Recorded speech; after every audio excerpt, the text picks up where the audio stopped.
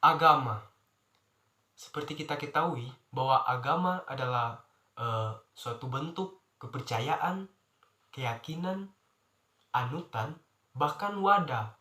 Wadah bagi para umat manusia yang mempercayai akan adanya Tuhan. Jadi, agama juga bisa diartikan sebagai agama mengatur jalannya menuju Tuhan, begitu. Mengapa adanya agama, dan apabila ada, mengapa agama itu mungkin? Tonton terus video ini.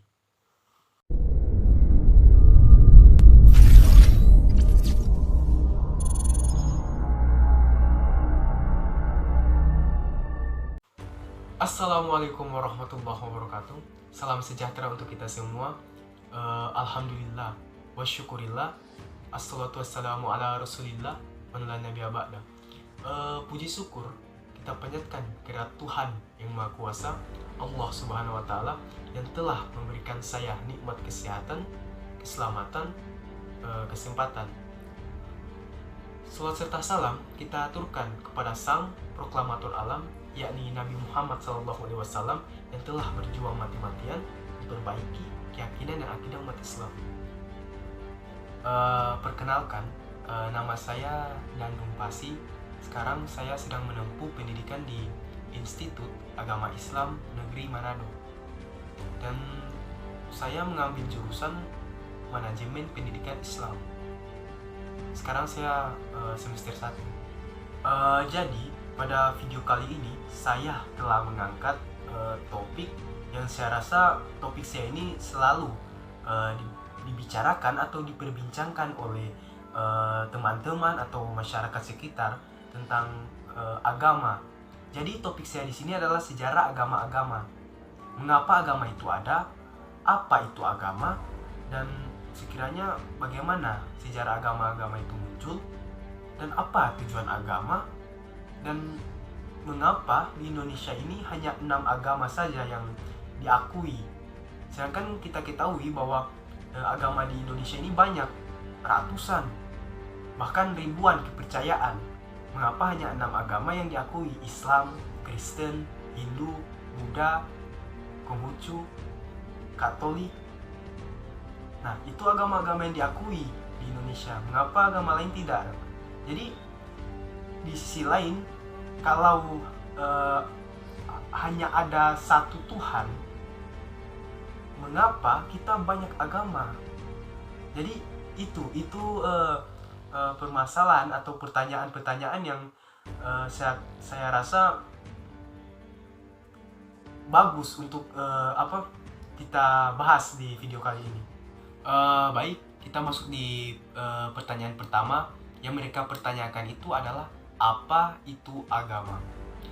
Nah, seperti kita ketahui bahwa agama itu adalah salah satu bentuk keyakinan, kepercayaan, anutan, atau wadah. Jadi itu adalah suatu kata lain atau artian lain dari agama. Jadi di agama itu adalah sistem yang mengatur kepercayaan serta keperibadatan kepada Tuhan Yang Maha Esa, serta tata kaidah yang berhubungan dengan budaya dan pandangan dunia yang menghubungkan manusia dengan tatanan kehidupan. Itu menurut secara umum tentang pengertian agama. Saya juga mencari referensi dari buku sosiologi agama, yang dimana pengertian agama atau secara definisi agama itu adalah suatu jenis sistem sosial yang dibuat oleh penganut-penganut yang berporos pada kekuatan-kekuatan non-empiris yang dipercayainya dan didaya gunakannya untuk mencapai keselamatan bagi diri mereka dan masyarakat luas pada umumnya. Jadi saya mengambil dua referensi ini, secara definisi secara umum dan definisi secara buku sosiologi. Itu yang saya pernah baca tentang agama. Nah, selanjutnya kita masuk di pertanyaan yang kebanyakan orang mempertanyakan itu tentang sejarah munculnya agama. Jadi saya mencari referensi di Wikipedia atau di ini data ya, di Google atau di mana kita bisa mencari referensi sejarah agama masuk.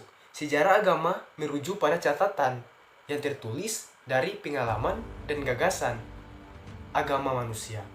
Periode sejarah agama dimulai dengan penemuan penulisan pada sekitar 5.200 tahun lampau atau sekitar 3.200 sebelum Masehi. Nah, agama dari zaman prasejarah melibatkan kajian keyakinan agama yang ada sebelum kemajuan catatan tertulis. Jadi itu dia. Secara umum, jadi secara umum agama muncul dari keyakinan. Jadi agama itu muncul dari keyakinan yang sudah tertanam kepada orang-orang terdahulu. Terbentuknya 3 agama tertua dulu dia, Kristen, Yahudi, Islam. Itu yang kita ketahui bahwa agama-agama tertua dan besar memiliki sejarah atau asal usul yang sama, yaitu dari asal usul bangsa Semit. Bangsa Semit berasal dari Jazirah Arab. Jadi begitu dia tentang secara umum masuknya Islam atau munculnya sejarah agama Islam. Jadi begitu. Selanjutnya kita masuk di pertanyaan yang menurut saya pertanyaan ini memang kebanyakan selalu dipertanyakan di lingkungan kita atau di lingkungan sekitar kita. Jadi pertanyaan ini merujuk pada tujuan agama. Jadi tujuan agama itu apa sih? Jadi mengapa kita beragama dan tujuannya itu apa? Begitu. Jadi di sini saya akan menjelaskan tentang tujuan agama. Manusia membutuhkan agama di dalam kehidupannya, yaitu sebagai apa? Pegangan hidup baik untuk kehidupan di dunia maupun di akhirat kelak. Keyakinan beragama mempunyai peranan penting dalam membina moral, karena nilai-nilai moral yang datang dari agama itu dia tetap dan bersifat universal apabila dihadapkan pada suatu dilema. Jadi begitu dia. Jadi agama di sisi lain, agama ini apa? Tujuannya sebagai mengatur tatanan kehidupan, begitu dong. Mengatur untuk kita, seperti tadi kan dijelaskan tentang moral. Jadi bagaimana orang manusia tuh untuk berbuat kebaikan. Itu tujuan agama, menuntun kita untuk melaksanakan kebaikan agar apa? Terhindar dari segala kemunafikan dan lain sebagainya. Jadi itu tujuan agama, aturan, mengatur.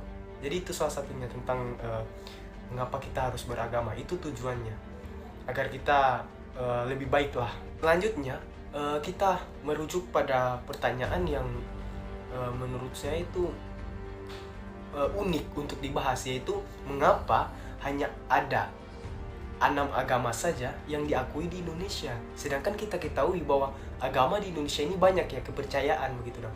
Contohnya ratusan bahkan ribuan itu di kita lihat di Kalimantan itu kan dia paham, menganut banyak paham gitu. Jadi di Indonesia ini dia hanya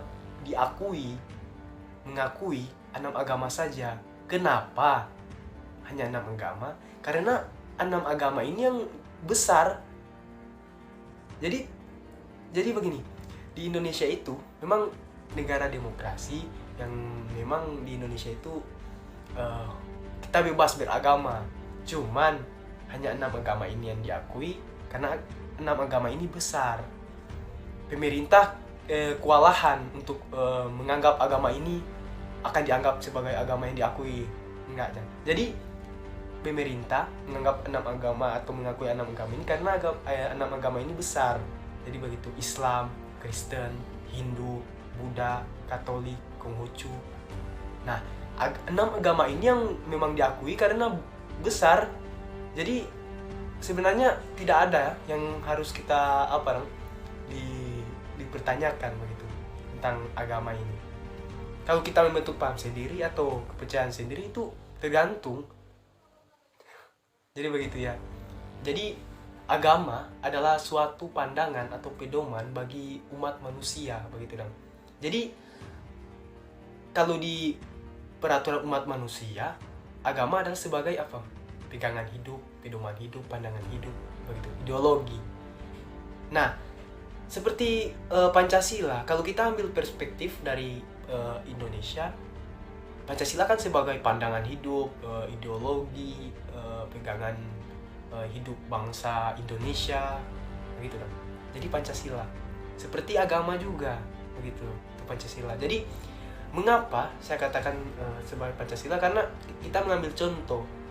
Memang negara Indonesia ini negara yang demokrasi, yang bebas, akan kita memilih Tuhan dan lain sebagainya. Jadi di Indonesia memang dibebaskan, cuman apakah kita sah dikatakan sebagai orang Indonesia apabila kita tidak berlandaskan Pancasila? Contoh, kalau memang kita bertemu dengan orang yang tidak mempercayai Tuhan, begitu dong. Jadi orang tidak mempercayai Tuhan. Nah, di situ kita mempertanyakan, Anda orang apa atau asal mana? Jadi mereka bilang orang Indonesia.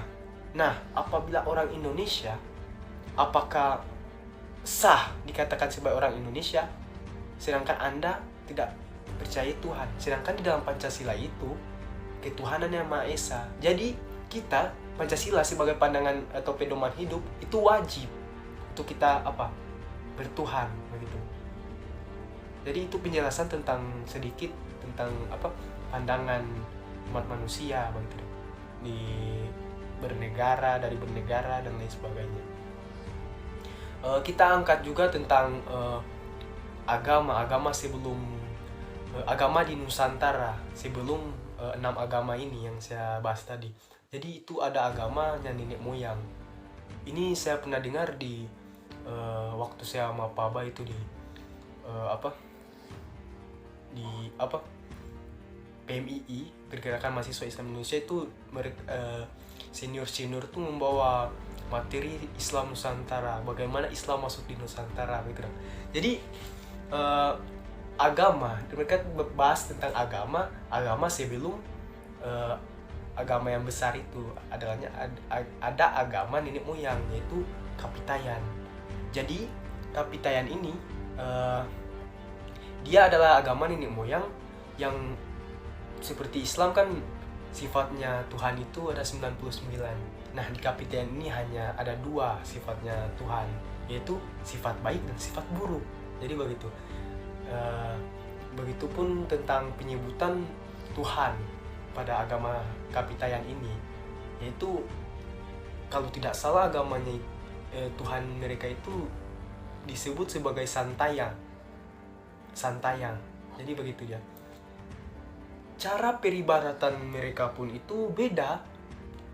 Ya jelas beda karena setiap agama kan mempunyai peribadatannya masing-masing. Nah, di Kapitayan ini kalau kita ambil dari contoh Islam kan kalau kita sholat itu kan ada imam, ada makmum. Nah, di Kapitayan ini begitupun ada imam dan ada makmum, setara dong. Jadi cara penyembahan kepada Santayang ini dia beda. Untuk imam ada sendiri dan untuk makmum ada sendiri. Jadi begitu dia.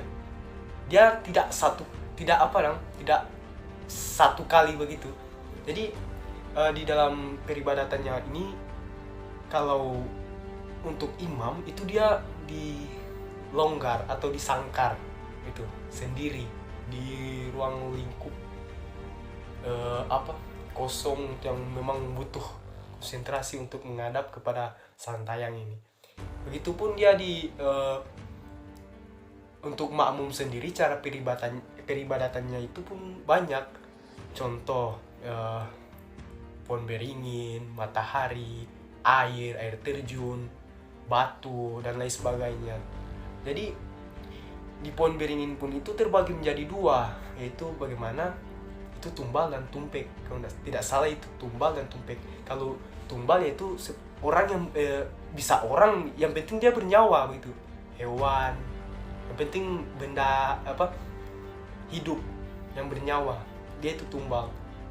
Kalau tumpek itu berupa sesajen, cookies, makanan dan lain sebagainya. Jadi itu pemahaman saya yang saya ketahui tentang agama Kapitayan. Ini agama Kapitayan ini kan agamanya nenek moyang sebelum agama Islam, Kristen dan lain sebagainya. Jadi begitu, itu pemahaman saya tentang yang sudah saya pernah dapat di dalam Islam Nusantara. Nah, kita masuk di pertanyaan terakhir yang saya rasa itu memang pertanyaan yang sangat-sangat unik, yang dimana saya sempat berpikir dengan pertanyaan ini yang agak-agak paradoks tentang apabila kalau memang Tuhan itu hanya satu, mengapa ada banyak agama? Gitu. Itu pertanyaan yang saya rasa belum ada jawaban yang puas terhadap pertanyaan ini. Yang saya rasa puas tentang ini. Saya buka referensi dari mana dan lain sebagainya, itu saya pernah baca referensi atau dari orang tentang pertanyaan yang saya rasa itu tersentuh hati saya tentang jawaban ini. Jadi jawabannya itu hanya satu, gitu. Arti atau dari jawaban tersebut ada pada surat Al-Maidah ayat 48. Di situ menjelaskan tentang artinya kalau Allah menghendaki, niscaya kamu dijadikannya satu umat saja. Tetapi Allah hendak menguji kamu terhadap karunia yang telah diberikannya kepadamu. Maka berlomba-lombalah berbuat kebajikan. Nah, itu jawaban yang menurut saya memang wow. Itu pertanyaan yang menurut saya tersentuh. Dari sekian jawaban yang telah mereka atau teman saya jelaskan, hanya ada surat Al-Maidah ini yang saya rasa cocok lah, puas tentang jawaban saya. Jadi itulah pembahasan keterkaitan dengan sejarah agama-agama. Itu sejarah agama-agama yang saya ketahui. Jadi di sini saya bahas tentang apa yang saya ketahui tentang sejarah agama-agama. Dan untuk penyebutan atau kesalahpahaman itu mohon dimaafkan. Jadi di sini saya mohon maaf apabila ada kesalahan kata atau kesalahan referensi atau kesalahan apalah dan lain sebagainya. Itu penonton bisa komen terkait dengan topik yang saya bahas, sejarah agama ini. Nanti mungkin suatu saat kita bisa diskusi atau mungkin memberikan kritikan terhadap apa yang sudah saya jelaskan tadi, saran.